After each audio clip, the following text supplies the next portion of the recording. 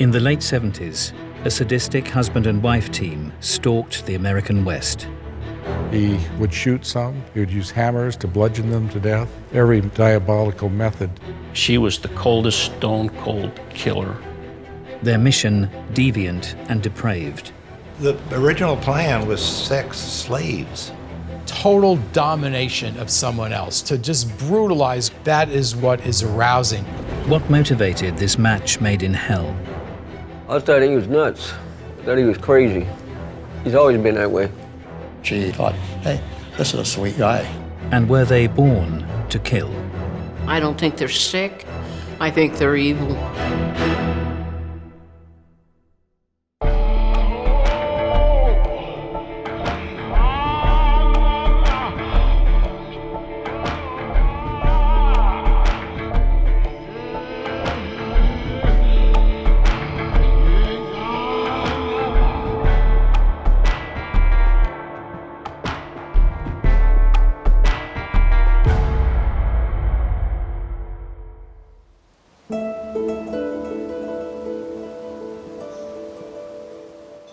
In the late 1970s, California's capital city was a quiet town, notable for its proximity to more famous attractions.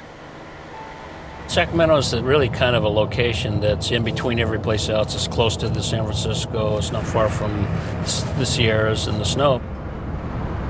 But Sacramento is kind of like a little sleepy river town at the time. There was very little crime, really, at that time. But Sacramento's residents didn't realize that evil lurked among them. And in November of 1980, it was about to show its face. I was working a weekend shift, and I got a call from the radio sergeant that said they had some people concerned about one of their friends that had disappeared at a party. 21-year-old college student Mary Beth Sowers and her 22-year-old fiancé, Craig Miller, had been attending a celebration at a restaurant in the city. The party was about Founders Day. It was a Founders Day dance and party.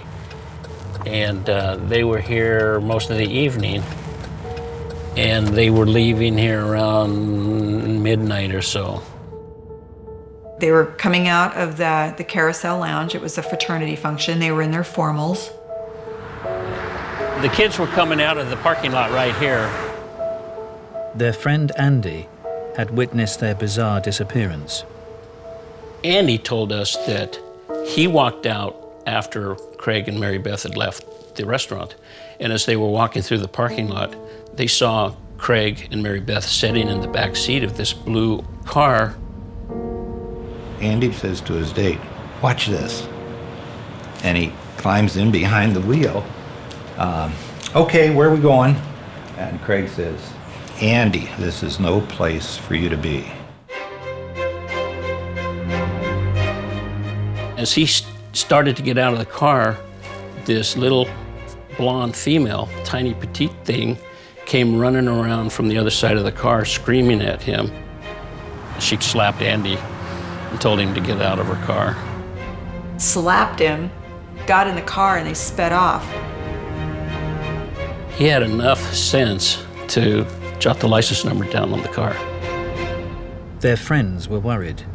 Andy didn't recognize the car, nor the petite blonde driver. And Mary Beth and Craig were not the type to behave so strangely.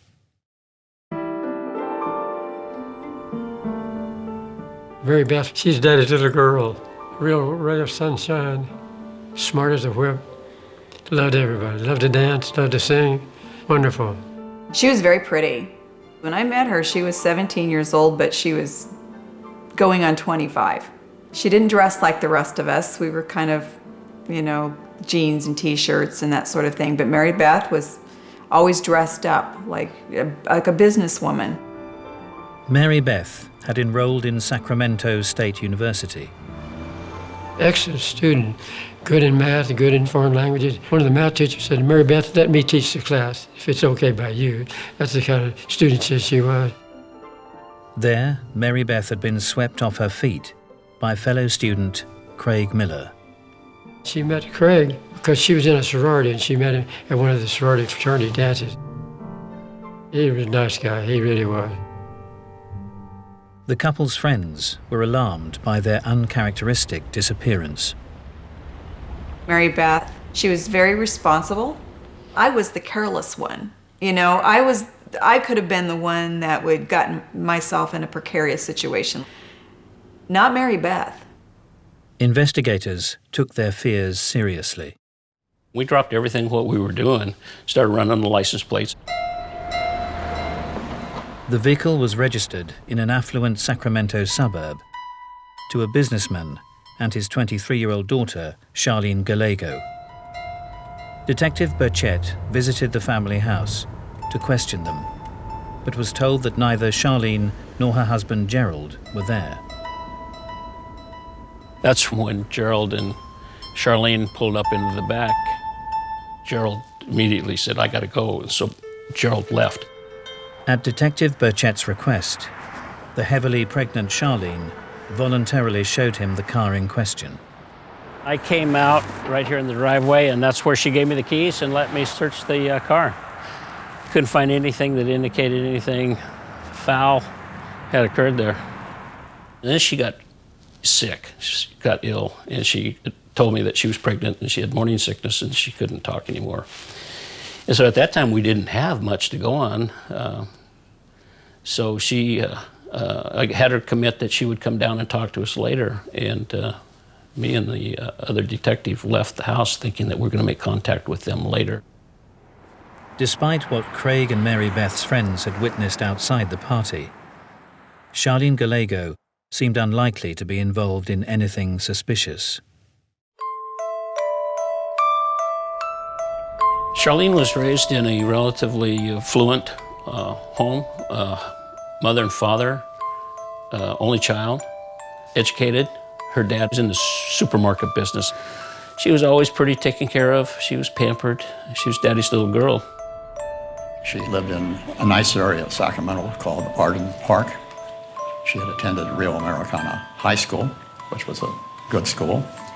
She had participated in school activities that included playing violin in the school orchestra. She seemed perfectly normal. She just acted like she was tired and really didn't want to be a part of this, but she was letting me do whatever I needed to do. But Charlene Gallego held a dark secret, which when revealed would send shockwaves across 3 western states.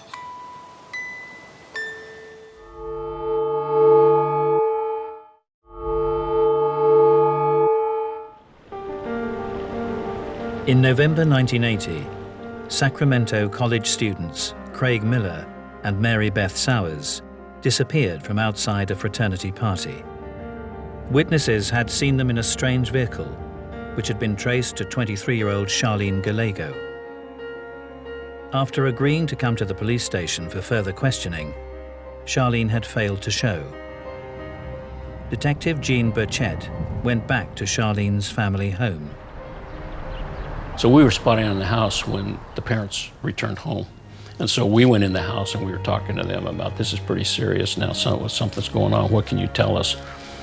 And while I was there at the house, we received a radio call from El Dorado County Sheriff's Office. And that's when the complexion of the investigation changed. I think this is the spot. This is the site where Craig was dumped. El Dorado County found him face down or in the dirt here, shot several times in the head. He was dressed nicely in his suit, but had no shoes on. And he was just left lying there in the dirt. Charlene and her husband Gerald were now the prime suspects in a murder case, and investigators immediately found an address for an apartment Gerald rented. I had no idea what to expect as we were driving out of the apartment. We were hoping he was there because we wanted to talk to him. This looks familiar. There it is. That was his place right there. Neither Gerald nor Charlene were home. We searched their house in detail. It was almost like a prison cell. It was clean. Everything was in order. Remember, there was a gold pan sitting on the shelf. There was bullets and guns all laid out. It looked like he was ready for inspection. Very neat and tidy. It was spotless, just like the car. We found guns and ammunition, but nothing really that could connect it to Craig or Mary Beth. Charlene's husband, Gerald Gallego, didn't share the same privileged background as his wife. He'd grown up just north of Sacramento, in the small rural town of Chico. Gerald Gallego did not have an abusive childhood. He had a brutal childhood. It was just very, very difficult. Gerald's mother, in her younger days, I think she was kind of wild. She had a lot of boyfriends, brought a lot of men home. Gerald had to deal with a lot of abuse from ornery, bad men. But it was the boy's father, Gerald Gallego Sr., who set the benchmark for bad behavior. Gerald came from probably the most dysfunctional family you could describe. His own father was a murderer. Imprisoned in Mississippi for stealing a car, he vowed to kill the next cop that tried to arrest him. In 1954, Gerald Gallego Sr. took a prison guard hostage and escaped. After spending a day on the run, he then shot the jailer in the head. He was arrested and convicted and sentenced and executed while Gerald is growing up here in California. To have his father removed so violently from the world and from his life with no hope of ever knowing this man, and also being identified as the child of a executed murderer would have a serious effect on who he thinks he is. By his mid-teens, Gerald and his brothers were firmly entrenched in the family business. They got into robberies, they got into sniffing lighter fluid, they got involved in anything they can to make a nickel. And soon their misdemeanors drew the attention of the law. When he was 14 years old, Gerald and his brother, they got in a car chase with police and was involved in a shootout. Bullets were coming through the back seat of where Gerald was hiding. Gerald and his brother David were true righteous outlaws. Tempted by the opportunities of the big city, the brothers headed south to the Oak Park area of Sacramento. I knew Gerald, he lived in Oak Park, and that's where I grew up at. I thought he was nuts. I thought he was crazy. He's always been that way. They always had guns, you know, wherever they was and whatever they're doing, there was always robberies and there was always guns in the picture. He was what you might call in the old days a riverboat gambler, making his way through life, cheating other people, and whenever the opportunity came, committing crimes here and there to live. Now, Gerald appeared to be connected with a case of abduction and murder. Attention immediately turned to the whereabouts of Mary Beth. Her boyfriend was found murdered, but she was still missing. So yeah, I was pretty freaked out. Almost on a daily basis, Mr. Sowers would call me and want to know what I've done to find his daughter. And it was so hard to tell him I haven't found her and I don't know what happened. Detectives were, however, convinced of Gerald and Charlene Gallego's involvement in Mary Beth's abduction and the death of Craig Miller, but had little evidence to tie them in. This is kind of a roughneck bar called the Bob Les Club, and Gerald worked here as a bartender. This was Gerald's lifestyle, drinking, bars, and women. He felt real comfortable here. We got a call from a female that was in the bar. She said he was showing off. He fired a little gun up into the ceiling to get people's attention.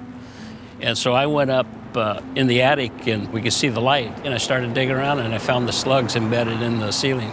Sent them to the lab and they matched them to the bullets taken from the scene of Craig.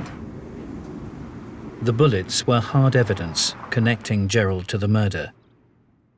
Charlene had met her husband 3 years earlier, But life for this pretty middle-class girl hadn't been all smooth sailing. She'd had some misfortune. She had 2 failed marriages by the time she was 20, so she was a little bit leery of guys at that point in her life, but a friend had introduced her to Gerald on a blind date, and that's how they met. A couple friends of her wanted her to meet this nice guy and took her to this bar wherever he was working, and so they talked and met and so forth, and he took her home. And said goodnight to her at the front door, pecked her on the cheek. She closed the door behind herself and leaned against the door and thought, hey, this is a sweet guy. Within 11 months, Charlene and Gerald had married and moved 200 miles east to Reno, Nevada.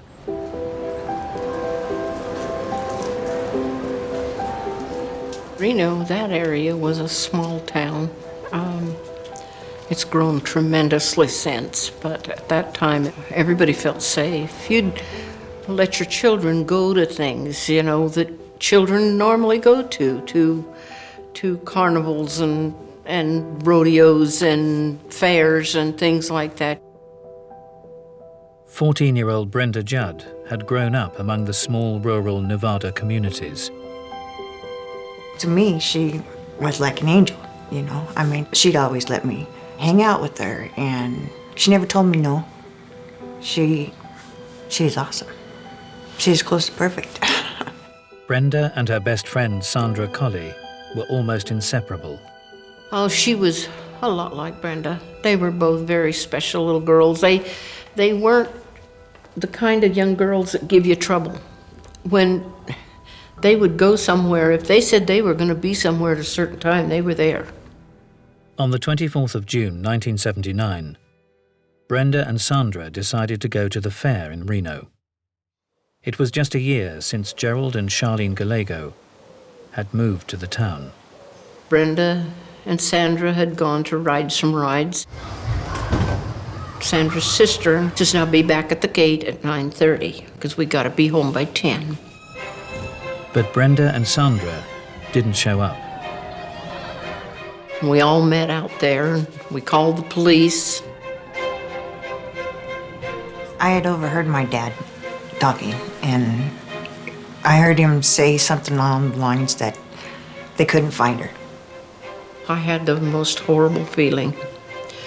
I don't know why, it just scared me to death.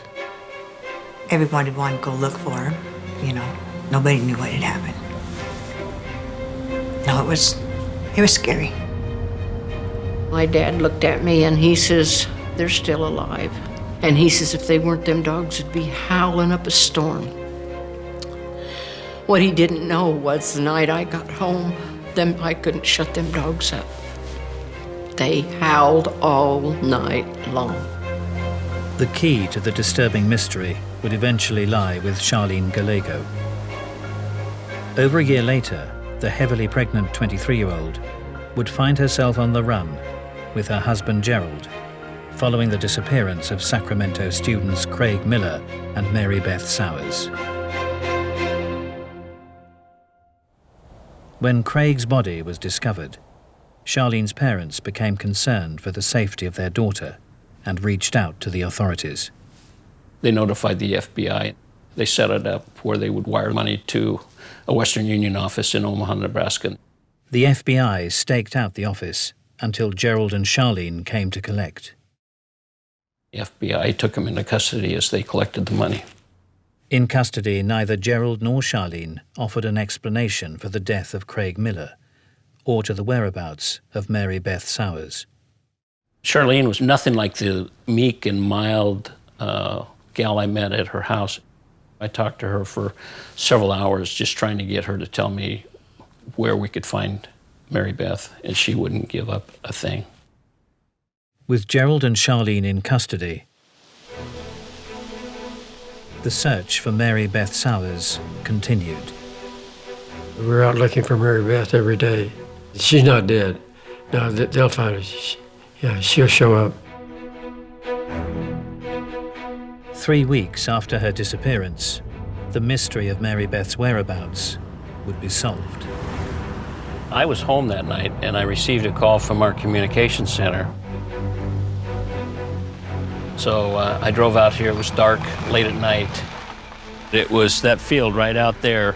You could park down the road and walk in. Walked up, I recognized her dress. I knew that that was Mary Beth. That's where he shot her. 21-year-old Mary Beth Sowers had been violently sexually assaulted and her body discarded in a shallow ditch.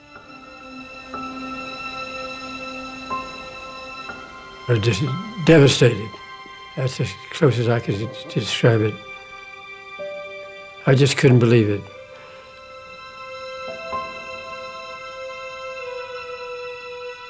She was going to get married, and she talked about having kids and to be brutalized at a young age, and that's how she died. That's how she left this world. It is just horrifying to me. It would be over a year before the details of Mary Beth and Craig's deaths would be revealed, when suddenly Charlene decided to talk. On the first jail visit, after a long period of time, she said, I guess you wanted to know what had happened. And so she told us. The tale of Mary Beth and Craig's murders was one of sordid premeditation. I'd gone to the Arden Fair shopping center late one night, and they were waiting for somebody to abduct. Craig and Mary Beth are heading towards their car when they're confronted at gunpoint. Gerald orders them both into the back seat. After shooting and dumping Craig out of town, the couple took his fiancée back to their home. They brought her back to the apartment right here.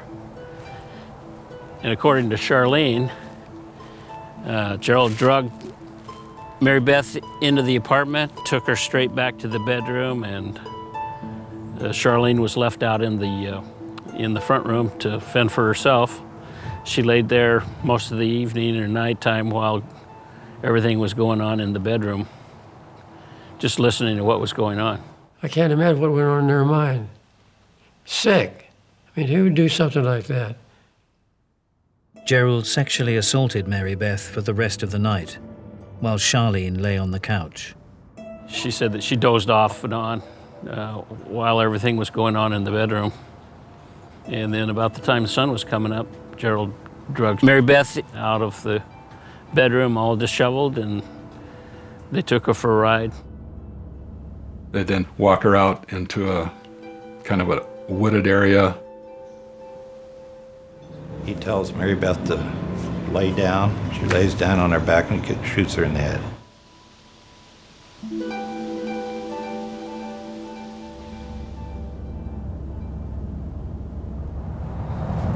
After what she had gone through that night, she was probably relieved that it was over.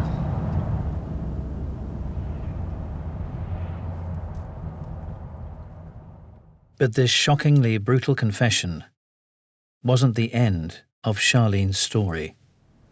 At that point, Charlene broke down and began to cry. I never forget the mascara around her eyes ran like a river down both sides of her cheeks. She began to tremble. She said, "You don't understand. This wasn't the first time." And I said, "What do you mean?" And she said, "There were others." Charlene Gallego would go on to reveal a diabolical murder spree that spanned 2 years, 3 states, and 8 more innocent victims.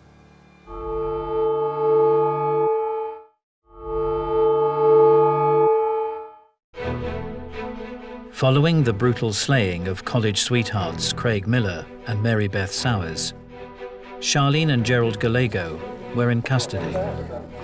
With Charlene willing to talk, she might hold the key to solving the string of violent murders that the husband and wife had engaged in. It became clear to me at some point that you have to strike the deal with the devil. If you don't, then there's too many other victims, too many other people that go unanswered. Had there been another way to do that, I surely would have loved to have done it, but that didn't happen. Prosecutors struck a deal. In return for her testimony, Charlene would be offered a reduced sentence.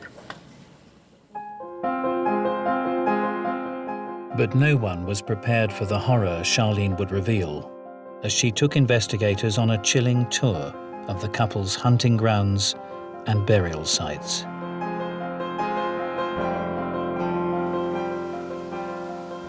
Their depraved spree had begun in 1978, a year after they first met. Gerald became impotent. He couldn't perform sexually. He no longer, with her, could have normal sexual intercourse, and so what he was doing is that he was looking for some fantasy that would satisfy him sexually. The original plan was sex slaves. The way he proposed this whole thing initially was he wanted to be able to capture young women, take them to a location where he can keep them captive and use them as he wished. So she's sort of going along with this first, it's sex, it's not murder. Maybe that was what eased her into it. The couple drove to a mall in Sacramento, and Gerald instructed Charlene to entice two suitable victims to act as his sex slaves. She identified 16 and 17-year-old friends, Kippy Vaught and Rhonda Scheffler. She goes to them and she says, okay, we got some marijuana. You want to go smoke some marijuana with me? Okay, so sure enough, they go out to the van. Charlene opens the side door of the van, and there he is with a gun, commanding them to come in at gunpoint, and they do, and they're caught. They're done. With Charlene driving and Gerald in the back with the young girls, they drove to the foothills of the Sierra Nevada mountains, while Gerald assaulted Kippy and Rhonda. Hours later, they were back on the road. They get in the van and they go out to an area east of Sacramento. They pull into this agricultural area, pull down a road, and Gerald gets out, takes the girls out, gets a tire iron out of the back of the car, bludgeons both the girls, gets back in the car. They're still moving, gets back out, has I think it's a .25 caliber semi-automatic, goes out, shoots both girls. At the heart of impotence is humiliation. And humiliation for men is a source of a great deal of anger and frustration. And the people who most remind him of his humiliation are women. So he would identify women as the people who should be his victims because they're the ones to blame. They leave the victims there in the ditch and drive back to wherever they're staying and clean up the van and so forth. Charlene claimed she had not known Gerald would murder the girls. But Gerald, it seems, had always had a twisted sex drive. He was a good talker. He was smooth. He was like that ever since I known him, even as a kid. He thought he was God's gift to women, He'd do anything to get their attention and make them laugh and so forth. And Gallego's pursuit of sexual gratification proved to have no boundaries. Gerald had a daughter, and I know that he was charged with molesting his daughter. He first raped his own daughter, who was very young, and carried on this relationship for some period of time. Most people that are abused do not grow up to be abusers themselves, but those individuals that grow up to be abusers, almost all of them have a history of being abused. Typically, the predator will introduce sexual acts that cross boundaries for the compliant person. His story of wanting sex slaves had to do with trying to get Charlene to go along with this and get her to see that this is for both of their benefit, that this would enhance their sex life, because otherwise he was bored. Here was a classic pedophile who was stuck with the idea that he needed that younger girl to satisfy his perversion. Gerald Gallego would not be satisfied by his first murders, and 1 year later would draw his young wife into his plans again. I don't think the first 2 victims she realized that he was going to kill them, but then you come the second set of victims, the same thing. I think she knew that that was going to happen, but her desire to please Gerald was stronger than her knowledge of what's right and wrong. Charlene's confession would finally solve the mystery of the disappearance of teenagers Brenda Judd and Sandra Colley from the fair in Reno. And she revealed how she had played an active role in the capture of the 14 and 13-year-old friends. Without Charlene, it is doubtful Gerald would have been able to abduct these young women. It would have been very, very difficult. But Charlene brought that about because she befriended the girls and put them at ease, and they didn't think any type of danger at all was there. As Charlene drove away from the fairground, Gerald molested the girls in the back of the van. The fact that he abducts 2 girls at once would tell me he wants one to watch what he's doing so that he can then move on to her, and she'll be in such a state of terror that it will again signal to him what a powerful person he is. The ordeal lasted for almost 2 hours before Charlene pulled off the desolate highway. As she waited in the van, Gerald took the girls from the back and one by one bludgeoned them to death. I can't even imagine what she went through that night. Angry, extremely angry. He had no right to touch her. I mean, she was 14. She was our family's everything. He had no right to steal that from us. Charlene had detailed information about them, but she couldn't place exactly where it was they had been buried. We spent considerable time out looking and taking her out to try to find those sites.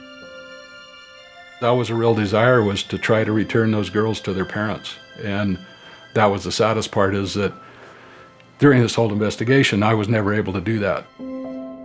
By the time of Brenda and Sandra's murders, the tally of victims had reached 4, all of which might have avoided abduction were it not for Charlene. Charlene Williams grew up in a well-to-do home without anything in particular that should have signaled that there might be trouble ahead. But apparently her parents were hoarders of a sort. They were not very tidy housekeepers, I know that, because they had a lot of stuff stacked up in one bedroom. That was a mess. It's not clear whether they also had obsessive-compulsive disorder, which often goes with hoarding, in which case, as she grew up, she could easily felt rebellious against the restrictions and the rigidity of a household like that. Because as she became a teenager, she did a few more things that were kind of not the good girl image that people had expected of her. Charlene had some sort of deviant sexual arousal pattern herself. She was involved in 3-way sex with her former husbands and so on. It didn't really work out, but when she met Gerald, she was very, very willing to go along with this. The Gallegos murders fit a pattern that would be repeated all too often. And Charlene's twisted tour revealed a method of operation highlighting the depravity of their murderous marriage. She walked down here, and when she came to the place, obviously she had some knowledge of where they were buried, because she was standing right in a gravesite, and she said this is where they were buried, right here. 17-year-old Stacy Redican and Karen Tweaks were also abducted from a Sacramento mall. She described that everything pretty much took place inside of the van.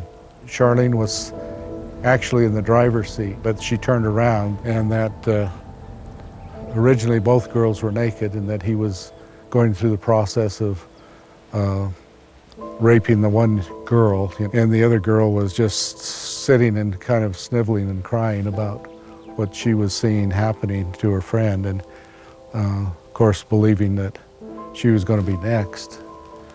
So it had to be a pretty horrific thing for these girls to go through. Had to have been sheer terror to be out here at night. Anything that is involving total domination of someone else, total control over a victim, to just brutalize her any way he wants, that is what is arousing to someone like Gallego. Charlene claimed she was intimidated by her husband and fearful to deny his deviant desires. Gerald, however, claimed that Charlene had been a willing and active participant in the sexual abuse and murder of their innocent victims. Usually when there's two individuals involved in a sexual murder, one is a dominant person and the other is more like an assistant. In this case, Gerald was the dominant person, Charlene was certainly the assistant, but the assistant plays a role nevertheless. After the first abduction, the first murder, Charlene could have left. There was nothing keeping her there from Gerald. She could have gone, but she didn't want to. She chose to stay there. And she was part of this, to be sure. And Gerald's insatiable desire showed no signs of abating. Charlene described how in just over a month, she had helped Gerald kill 2 more women. One, a pregnant 21-year-old hitchhiker named Linda Aguila, whose body was left among the rocks of the barren Oregon coastline. The other was Virginia Mokel, a barmaid from Sacramento, whose body was left bound in fishing twine on the banks of the Sacramento Delta. He had the ability to murder in various ways. He would shoot some. He would use hammers to bludgeon them to death. The young woman in Oregon, he buried her alive, so he used every diabolical method to kill his victims. College sweethearts Mary Beth and Craig would be Gerald and Charlene's final victims, as their abduction led to their arrest.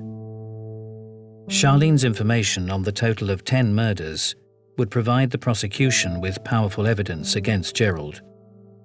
But the consequences of their deal with the devil would leave the public and victims' families outraged.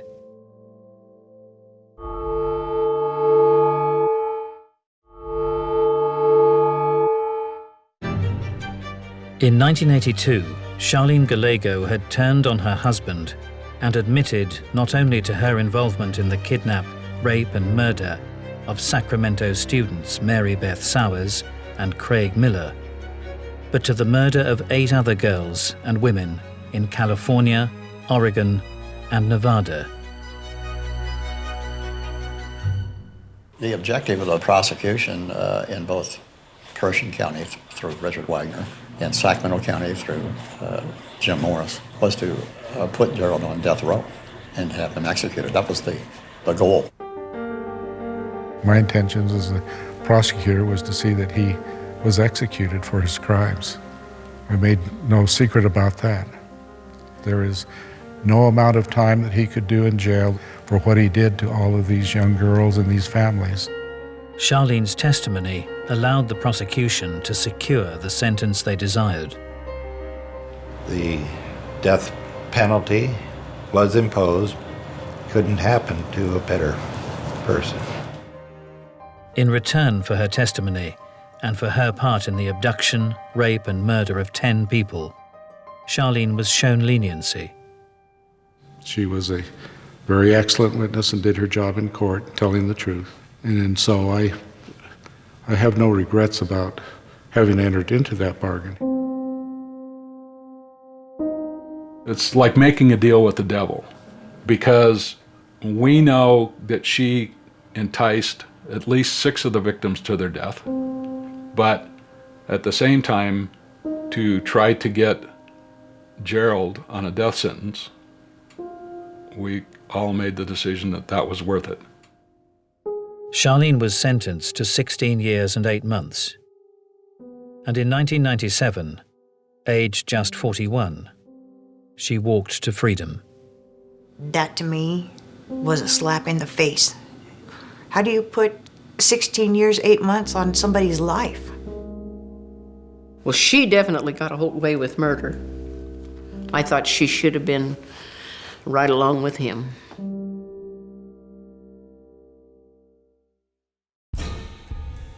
The question over the true extent of Charlene's role in the murders would never be answered. What was certain is that together, Gerald and Charlene were a lethal combination. But did their motivation to commit these monstrous acts lay in their upbringing, or were they born killers? Gerald was not necessarily born to kill, but he was certainly vulnerable to it from a very early age. He had serious disadvantage growing up and then turned and twisted that into a murderous personality. Coming into the world as he did and the family came into, I don't think there's any question but that at some point someone was going to die because of him. His father was convicted for murder. He had a very, very difficult childhood. Now, that's not an excuse or an explanation, but it certainly doesn't help in the development or molding of a serial sexual murderer. The amount of anger and aggression and hatred inside Gallego was just enormous. I believe that Charlene, had she met the right guy instead of hooking up with this character, we never would have even known who she was. Well, I don't think Charlene was a born killer at all. I think Charlene got involved in this through her association with Gerald.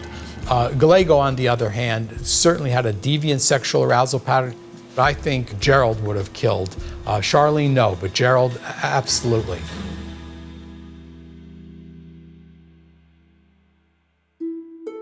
Gerald would eventually die of natural causes before his execution, but not before the bodies of Brenda Judd and Sandra Colley were finally discovered. Nearly 21 years after Charlene and Gerald had abducted them from the fair in Reno. It was such a bittersweet thing because it was 20 years, 11 months, and 3 days from the day they were kidnapped till we got to take her home for burial. I was really pleased, though, when I was told that they had been found. And in fact, I got a call from one of the girls' mothers, and she said, "Thank you." And I says, "Why are you thanking me?" I says, "I didn't find your girls." So it's it's a tough situation.